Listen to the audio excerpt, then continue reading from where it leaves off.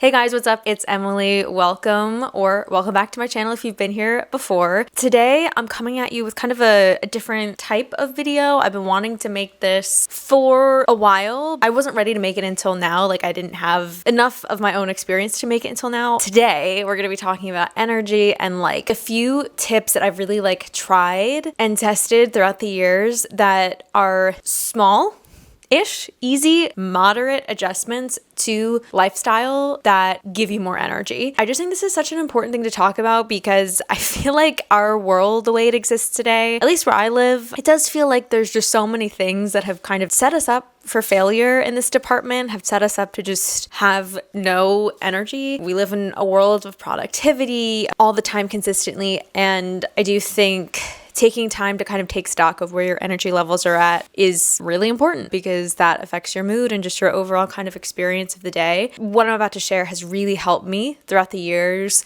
achieve a more moderate, healthy, kind of consistently energetic lifestyle and day-to-day kind of life. I personally believe in a moderate lifestyle. I believe in forming habits that aren't really extreme, but that are healthy and that you do consistently. This is a video about energy, about feeling good. This is not a video about weight loss or vanity in any way. Not that there's anything wrong with that. And yes, a lot of these habits do make me feel good about myself in those ways. The primary driving force behind all these habits is energy and feeling, which I think is an important distinction to make. These habits are made to, over time, sustain you and lift you up. And lastly, before we get started, just wanted to say, I'm not a doctor or medical professional. These are just things that I've done in my life from my experience that have helped me with my energy levels. The first thing, this is the first habit of any of these I feel that I've formed, which is exercising regularly, but more specifically, finding an exercise routine that you enjoy, that you look forward to doing. Exercising is literally my favorite part of the day. I look forward to it the most. Sometimes I will purposefully put my exercise towards the end of the day because it's a reward for me. And also finding an exercise routine that fits your lifestyle, right? So if it's I really like going to Equinox, but I can't afford that, it's well, let's find an exercise routine that you enjoy and that fits your lifestyle. Whether you work from home, whether you're commuting, whatever that be, whatever the demands of your day are, you're a new parent, you're retired, whatever, finding that routine that actually makes sense with where you are in life. I find that exercise is such a good mood booster. It is one of the primary ways to boost your energy. Enjoying workouts is obviously important to sustaining them because if you don't like something, you're not going to do it and it's just not going to be fun. I'm just working out to move my body, develop some strength, and call it a day. I am a moderate exerciser. I work out probably 6 days a week, but it's never today's the 90-minute leg day. It's not like that. I usually work out from anywhere between 25 and 45 minutes. Being moderate and regular, I find, is just the way to go, for me at least. Just some science to back this up. A 2020 meta-analysis published in Health Psychology Review found that enjoyment is a strong predictor of long-term adherence to physical activity. That matters because regular movement increases mitochondrial density, which is basically the energy factories in your cells, which leads to more consistent energy throughout the day. So choosing a workout that fits your routine, your personality, your lifestyle, and schedule prevents burnout and keeps your stress hormones in check. So that leads us to today's sponsor, which is Trainwell. Trainwell reached out to me a few weeks ago and basically offered to sponsor one of my videos here on YouTube and also let me enjoy a free month of workouts with them. That's amazing because I'm getting married in a few weeks, so it came literally a month before my wedding. So that's amazing. It's basically an app on your phone. You get paired with an actual person who is a trainer. You download this app on your phone. You set up an onboarding call with them. My trainer's name is Jill. She is amazing. She's so sweet. The second I got paired with her, she sent me a video intro,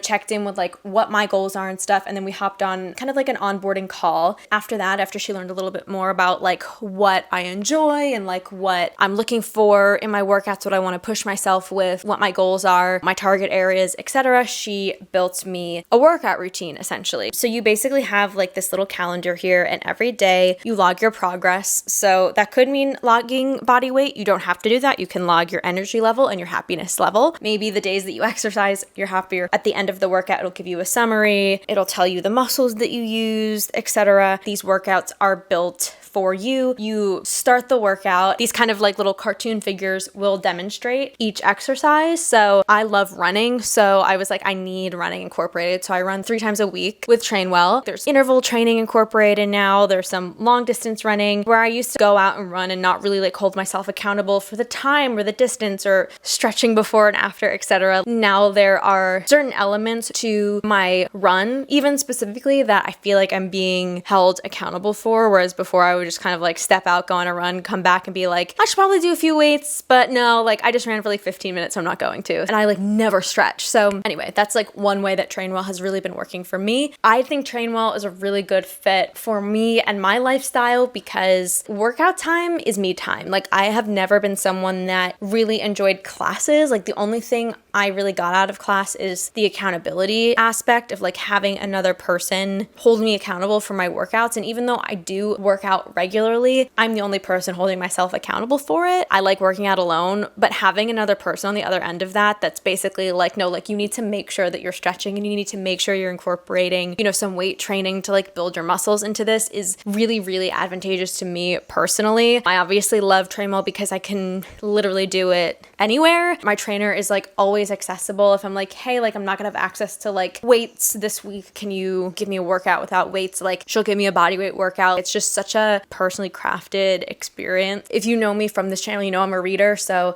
it's nice because I can listen to audiobooks like while I'm training, especially when I'm on a run. I need my music, and while I'm doing weights and like stretches and stuff, I really prefer to listen to an audiobook. So it's just nice that it all kind of works together at the same time. There's something about having someone on the other end of my workouts. It just feels a little bit more intentional. And I'm thinking about what my body needs and communicating that to my trainer, and then she's holding me accountable. If I wanted to go to a gym, I could do my Trainwell workouts from a gym. So like if you prefer to work out at a gym, it's basically like having a personal trainer, but just like being able to kind of have a little bit more freedom and like alone time while still having like that personal training feel to it. The trainer will meet you where you are and then slowly push you over time. I feel like that's something that I, working out from home by myself, don't really know how to do. I will just kind of do the same thing over and over again, and a trainer will kind of track what they're doing and then make sure they're like upping the ante so that you keep getting stronger and stronger. What I also like about this app is that it removes meandering. It's timed and like you can pause it, but if I'm doing weights at home by myself, I might go on my phone for like 5 minutes on a rest, whereas like that's just not gonna give you the best energy boost if you're stopping and starting so much. I'm a huge Duolingo person. I have like a almost 1,400 day streak. I love streaks. I love point systems. There's streaks, there's point systems on here. So it definitely feels like just like that little positive affirmation, validation of like achievement that I get through that is really nice as well. And I like it because it takes away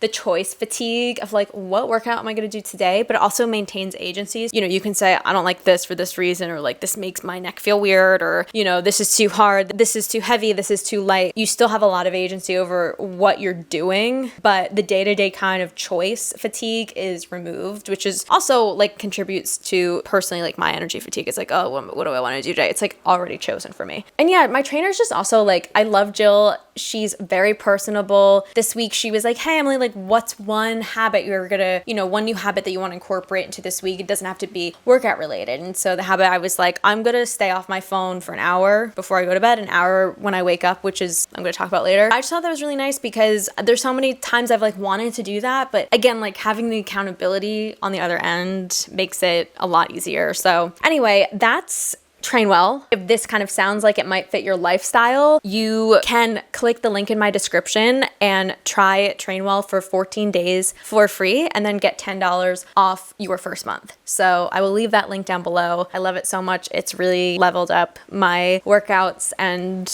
obviously helped my energy quite a lot. That's habit number 1, which is finding a regular exercise routine that you enjoy. The second habit is avoiding eating 2 to 3 hours before bed. Do I always do this? No, but I do try. When I have a good dinner 3 hours before I go to sleep, I'm not gonna be snacking. I'm not gonna have that impulse to go eat a lot and then not be able to kind of like digest it fully because I go right to sleep. I think eating a really good solid dinner is really important for this one. So when you eat late at night, it like keeps your metabolism and insulin levels really active, and it disrupts the release of melatonin, which causes you to not sleep very well. Studies have basically shown that if you eat late at night, your REM sleep is reduced, giving your body time to digest before you go to sleep is like so important, and it helps your body focus on recovery and not digestion while you're sleeping. I find that when I follow this, I wake up and I feel so light and so energetic and ready to take on the day. Like, there is such a big difference. I think finding out a way, like understanding and forming habits, understanding what time you actually go to sleep every night, and then working backwards from there is really helpful. A lot of times, like, I do the thing, I'm like, oh, like, I ate a big breakfast, I ate a big lunch, I'm gonna like do a smaller dinner, like keep it light, whatever. And then, 11, 12 o'clock rolls around and I'm like, I'm really hungry. No, eat a big dinner, eat a big dinner, eat lots of protein, eat as much as you need to, and then let your body digest and then go to sleep. Okay, number 3 is cut your alcohol intake, whether it's completely or significantly. Obviously, like, this can be like a sensitive subject for some people, but I think just in general, taking away alcohol is always really good. I did dry January and I felt amazing that month. I had so much energy. I did not feel bloated. It really does make a big difference when you're not like drinking regularly. Before I did dry January, like, I'd have a glass of wine with dinner every night, and I don't really do that anymore. And it really does make a big difference. I still drink maybe 2 or 3 times a week, but just cutting that down has made a really big impact for me. Even small amounts of alcohol, like 1 or 2 drinks, can also affect your REM sleep, which you need. A 2018 study from Sleep Journal found that moderate alcohol consumption reduces sleep quality by 24% and heavy drinking by nearly 40%. And over time, this leads to cumulative sleep debt and lower daytime energy. So if you want sustained clear-headed energy, cutting back on alcohol or doing alcohol-free days or weeks is one of the most effective changes you can make. Another one, this is tip number 4, is getting sunlight and a glass of water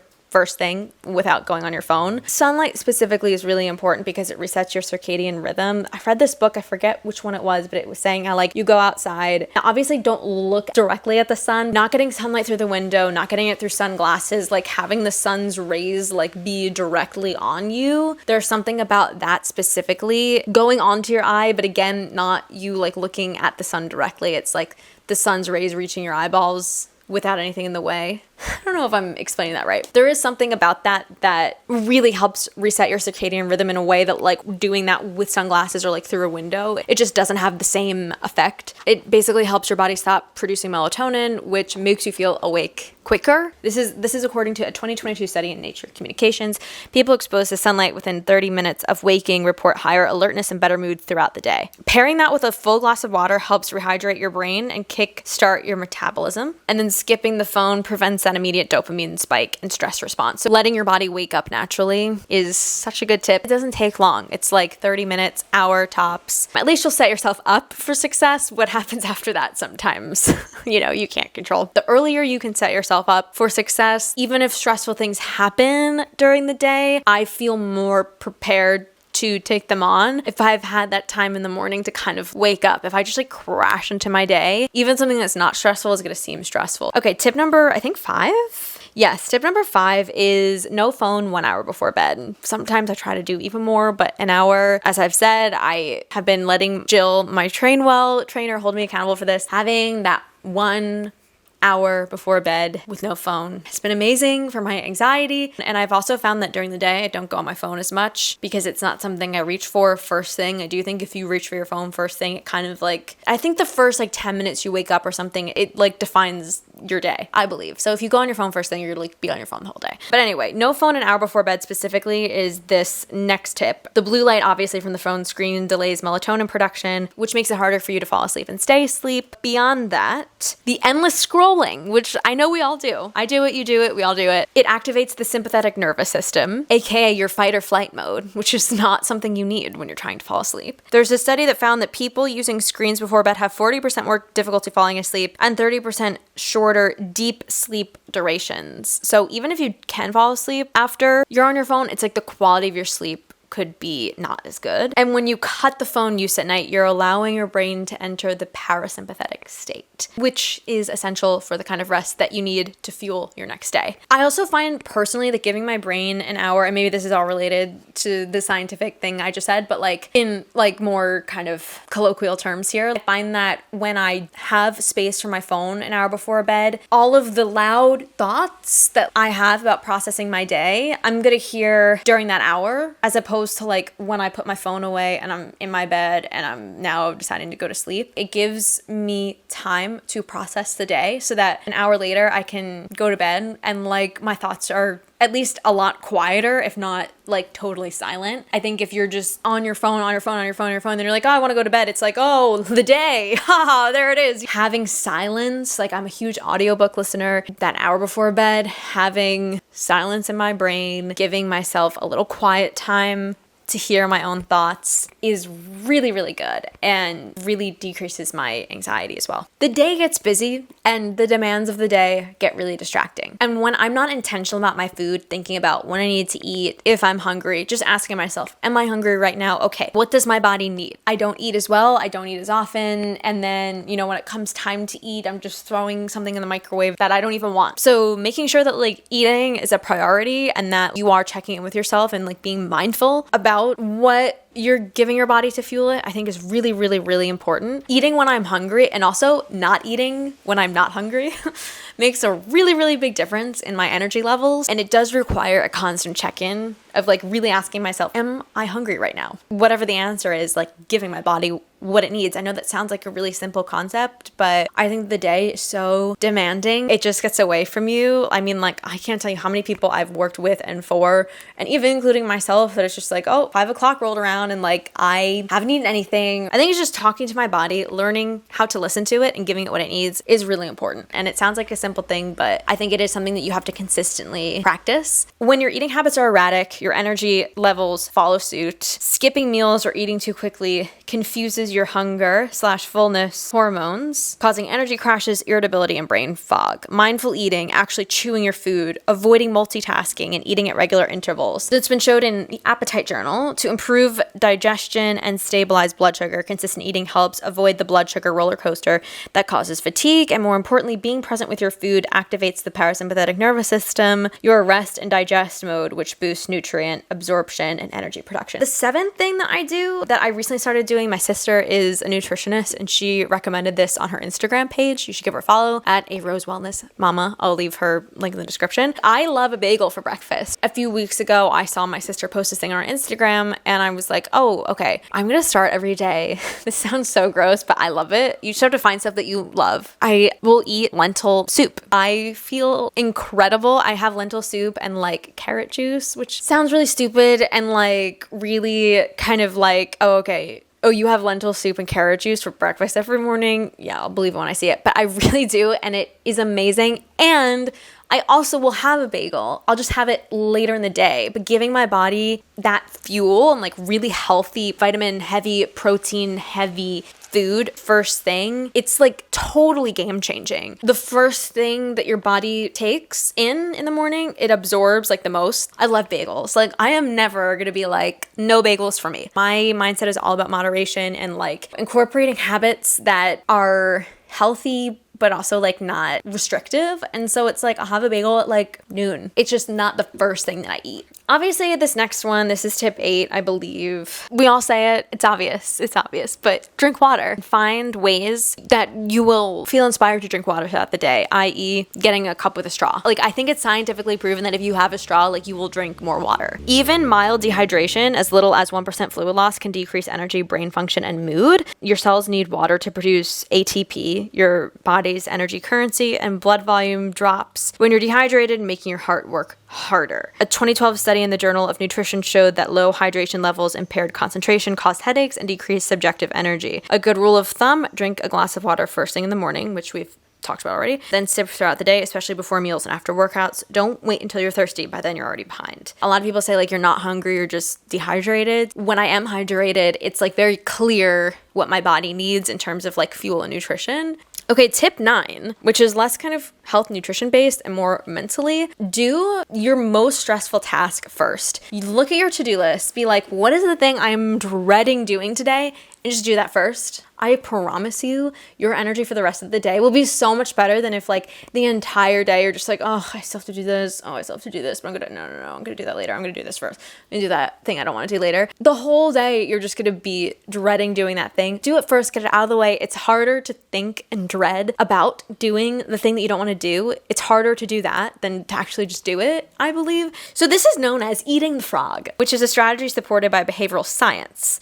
Procrastinating stressful tasks cause mental fatigue and drains energy because your brain keeps rehearsing the task in the background. Studies from the Journal of Behavioral Decision Making suggest that completing difficult tasks early in the day increases motivation and energy by reducing cortisol. Starting the day with a win shifts you into a proactive mindset, freeing up mental space and reducing the anxiety that can drain your energy all day long. Tackling your most challenging task early in the day can produce productivity and energy.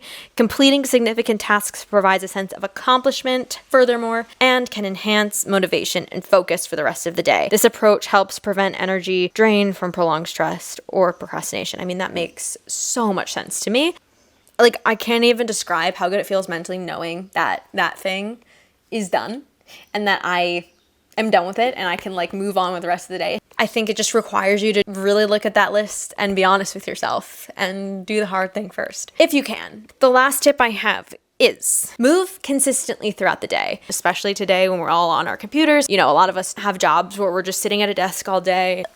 Sitting for long periods slows circulation, reduces oxygen to the brain, which I have definitely felt when I've sat at my computer for too long, decreases insulin sensitivity, all of which contribute to fatigue. A 2022 study in Exercise and Sports Sciences reviews found that just 2 minutes of light moving every 30 to 60 minutes, like walking, stretching, or even standing, improves your energy and reduces fatigue markers. It's so hard sometimes, I feel like, to just be like, yes, I'm gonna just pull myself away for 2 minutes and stretch. Why does it feel so hard? It feels so hard, but it makes such a big difference when I do that. These movement snacks keep your lymphatic system awake, active, improve blood flow, and trigger endorphin release. It's not about burning calories, it's about keeping your energy system primed throughout the day. And it really is and should be so easy to do that. Yeah, those are my 10 little tips. That's it. That's it, I say, after I've yapped for like 45 minutes. Hopefully I can cut that down a little bit for you. These are just all things that, I'm not gonna lie, like I don't do all of these things all the time, but I do find that like the weeks where I am in tune with all 10 of these tips at the same time, I feel incredible, and it's really not that hard to do. It just feels like it is because there are so many bad habits we can slip into, whether it's just staying at your computer for too long, reaching for the phone right away, not drinking enough water. Like there's so many little temptations throughout the day. Again, like the world that we live in does make it hard for us to take basic care of ourselves and give our bodies what we need. So those are just kind of 10 tips that I find really have worked for me throughout the years. Thank you guys so much for watching. Again, the Trainwell link, I will leave that down below. You will get a free 14-day trial plus $10 off your first month. So if you're looking to kind of get your exercise routine in gear, I think that it's just a wonderful place to start. I am getting married this month, so my video posting is going to be a little less regular and sporadic, but I am making a concerted effort to put